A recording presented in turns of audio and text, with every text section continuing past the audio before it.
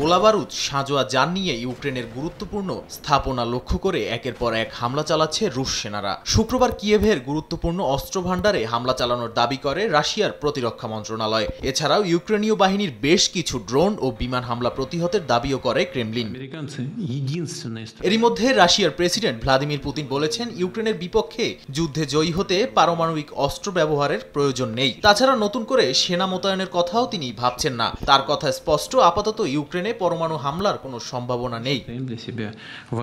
এদিকে হামলার ঘটনায় ন্যাটো মহাসচিব জেন স্টলটেনবার্গ বলেন, রাশিয়া ইউক্রেনের পাল্টা হামলা চালানোর অধিকার রয়েছে। তবে ইউক্রেনকে সমর্থনের কথা থাকলেও কিয়েভে আপাতত কোনো সেনা মোতায়েন করবেন না বলে সাফ জানিয়ে দিয়েছেন তিনি। তার বক্তব্যের পর ফিনল্যান্ডের প্রধানমন্ত্রী বলেন, ইউক্রেনে তার দেশ থেকে রাশিয়ার বিরুদ্ধে সেনা মোতায়েন করা হবে না। এছাড়া হাঙ্গেরিও সাফ জানিয়ে দিয়েছে তারাও সৈন্য পাঠাবে না।